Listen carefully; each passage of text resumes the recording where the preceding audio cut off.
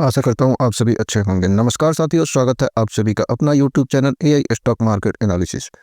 तो आज की इस वीडियो में हम चर्चा करेंगे टाटा मोटर के ऊपर। जी हाँ, टाटा मोटर के बारे में कुछ गुड न्यूज़ आई है टाटा मोटर शेयर होल्डर के लिए।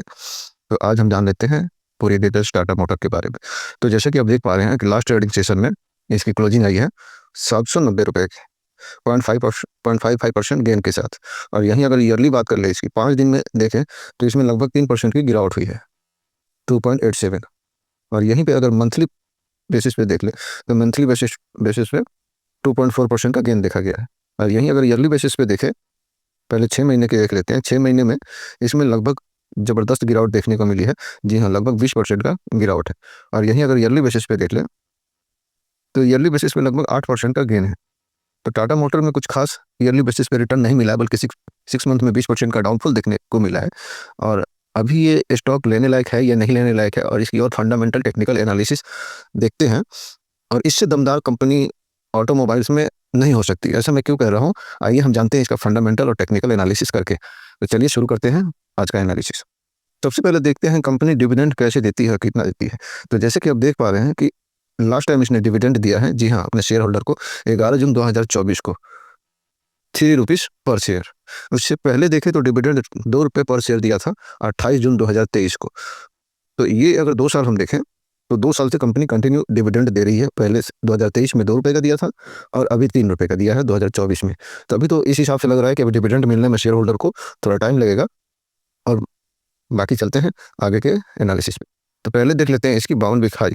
जी हाँ, लास्ट प्रीवियस क्लोजिंग आई है इसकी 886 का। और यहीं पे अगर बात करें प्रीवियस क्लोजिंग के दिन, इसकी ओपनिंग प्राइस था 792 का और हाई लगाया था, जी हाँ, 792 का, और लो था 775 का। और यहीं अगर बाउंड वीक हाई की बात कर ले तो बाउंड वीक हाई लगभग 1180 का दिखा रहा है, बाउंड वीक लो 695 का। और यहीं पे अगर इसकी लास्ट ट्रेडिंग सेशन में ट्रेड क्वांटिटी देखें, TTQ 5 लाख से प्लस में इक्विटी का लेन देन हुआ है। अगर वैल्यू देखा जाए इसका तो लगभग 40 करोड़ के समथिंग में है। तो सप्ताह का अगर लेन देन देखा जाए 2 वीक का तो लगभग 7 लाख एवरीडे लेन देन है। अगर वही इसकी मार्केट कैपिटलाइजेशन की बात करें तो जैसे कि आप देख रहे हैं 2,91,000 करोड़ की इतनी बड़ी कंपनी है। सबसे पहले जान लेते हैं ये कंपनी करती क्या है। तो कंपनी का जो समूह है, टाटा मोटर समूह, एक अग्रणी वैश्विक ऑटोमोबाइल्स निर्माता है।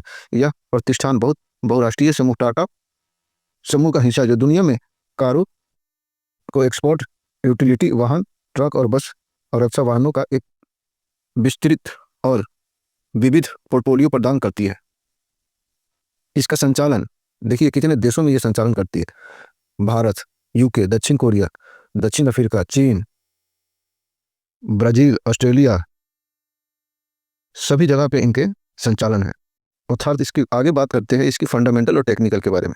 तो देखिए ये कंपनी अपने सेगमेंट का वर्ल्ड लीडर है। अगर पैसेंजर व्हीकल की बात करें तो पैसेंजर व्हीकल में लगभग 12 से 14% मार्केट्स में इसकी पकड़ है। और वहीं अगर कमर्शियल बात करें तो कमर्शियल में वर्ल्ड लीडर है। और जैसा कि हमने आपको बताया कि मार्केट कैप 2,90,000 करोड़ का है और वहीं इसकी करंट प्राइस 790 का है, बुक वैल्यू 275 का है, ROE लगभग 50 का है, ROC 20 का है। और इस कंपनी की जो PE है, देखिए कितना सस्ता कंपनी मिल रही है, 9 भी नहीं है, लगभग 8.5 है। और इंडस्ट्रीज PE 18 है। अब इस इंडस्ट्रीज में 18 का चल रहा है और ये इसके 50% पे मिल रही है। इसकी वैल्यूएशन इतने सस्ते हैं, ये मेरे को नहीं लगता कि फिर दोबारा इतने सस्ते वैल्यूएशन पे मिलेगी ये कंपनी। तो आइए जानते हैं इसका रीजन क्या है। पहले तो हम देख लेते हैं इसका लो और हाई। जैसा कि मैंने बताया आपको, 1189 और 696 का है, फेस वैल्यू 2 का है। और यहीं इस पे डेब्ट है कंपनी का और इसके पास कैश है, इसके बारे में भी डिस्कस करेंगे। अब यहीं इसकी पीयर कंपनी कुछ है, पीयर कंपनी के बारे में चर्चा करते हैं। मार्केट कैपिटलाइजेशन के हिसाब से नंबर 1 कंपनी है, 2,90,000 करोड़ का मार्केट कैप है। PE सस्ता ही है, इसके कंपेयर में एक भी कंपनी नहीं है जो कि इसको कंपेयर करे कि इतनी बड़ी कंपनी इतनी सस्ती PE पे मिले। क्वार्टरली सेल देखिए इसकी कितना ज़बरदस्त है। आइए इसके, अभी तो पेयर कंपनी की बात की है, आगे इसकी रिजल्ट वगैरह का डिस्कस।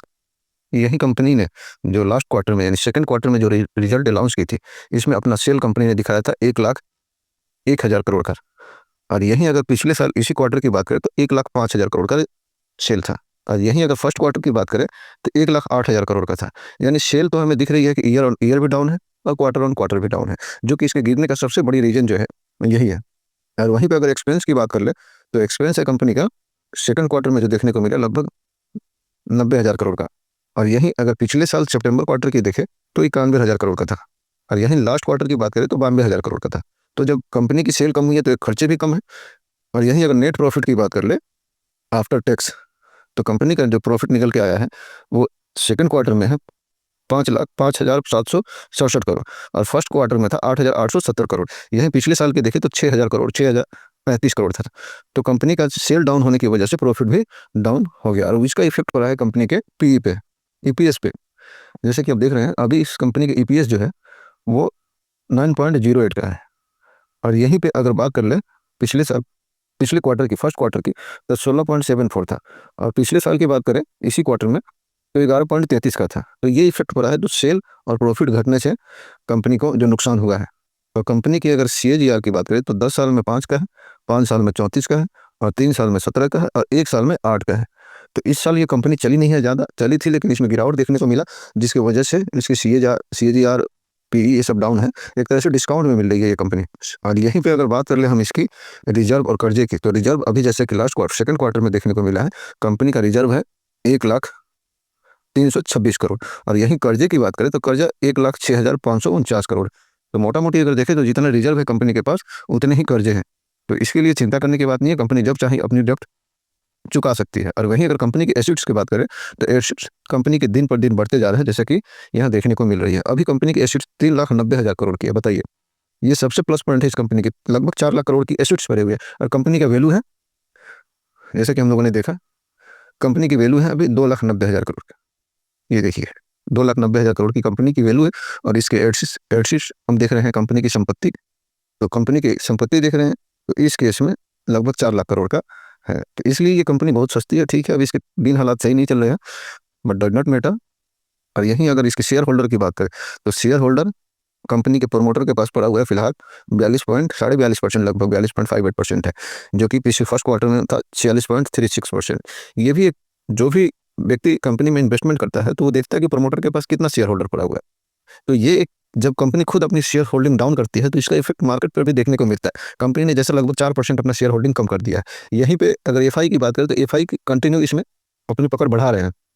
देखिए अगर एक साल पहले सितंबर में तो लगभग 18.5% था, तो जो अभी 20% हो गए हैं। अगर डीआई की बात करें तो डीआई फिलहाल थोड़ा सा कम होते दिख रहे हैं। इसका असर यही है कि जब प्रमोटर अपना होल्डिंग कम कर रहे हैं तो ये मार्केट पर नेगेटिव इफेक्ट डालता है। और यहीं पर अगर पब्लिक की बात करें तो पब्लिक इसमें, चूंकि वैल्यूएशन इसके सस्ते हैं तो पब्लिक का इंटरेस्ट ज़्यादा है, तो पब्लिक लगभग 20% शेयर होल्डिंग ऑन करती है। पब्लिक में देखा जाए तो कुछ बड़े लोग इसमें शामिल हैं, जैसे कि रेखा झुनझुनवाला, जी हाँ, राकेश झुनझुनवाला की वाइफ जो है, इनका भी इसमें शेयर होल्डिंग पड़ा हुआ है। ये देखिए लगभग 1% इनका शेयर होल्डिंग 1.11% शेयर होल्डिंग है, जो कि इन्होंने अपनी पोजीशन बनाई थी सितंबर 2022 में। जी उस टाइम इसकी वैल्यूएशन सस्ती। और यहीं पे अगर गवर्नमेंट की बात करें तो गवर्नमेंट इसमें कंटिन्यू 0.14% की शेयर होल्डिंग ऑन करती है। और यहीं पे इस कंपनी में एक न्यूज़ निकल के आई है, जी हाँ, स्प्लिट के बारे में। स्प्लिट के बारे में कंपनी ने जो अनाउंसमेंट किया है उसमें Tata motor split share price can Tata stock bounce back to range 1000 again check target and demerger ratio. तो टाटा मोटर का कहना, टाटा मोटर के शेयर होल्डर को ये जो स्प्लिट की घोषणा हुई है, स्प्लिट क्या है? Tata motor split, Tata motor share price target and 2025। Tata motor is a Tata group company. Tata Motors has announced to split its business. Tata Motor split will be done in 2 pairs, commercial vehicle and passenger vehicle। जी हाँ, दोनों को अलग अलग करेंगे, और इसमें split जो है 1.1 का होगा, यानी जिनके पास 100 है उनको 100 शेयर एक्स्ट्रा दिया जाएगा। और इनकी डेट भी अनाउंसमेंट हुई है, जो कि ये 2025 में फर्स्ट क्वार्टर की बात कर रहे हैं। तो फर्स्ट क्वार्टर में स्प्लिट यानी जनवरी, फरवरी, मार्च जो है, इसमें कंपनी अपनी सभी शेयर होल्डर को एक पे एक स्प्लिट की घोषणा कर दी है, जो कि इनके अकाउंट में देखने को मिलेंगे, डीमैट अकाउंट में। तो ये टाटा मोटर का न्यूज़ है, और आशा करता हूँ आपको हमारी तरफ से दी हुई जानकारी से आप संतुष्ट होंगे। मिलते हैं अगले वीडियो में, तब तक अपना ख्याल रखिए। आज के लिए बस इतना ही। जय हिंद, वंदे मातरम, भारत माता की जय।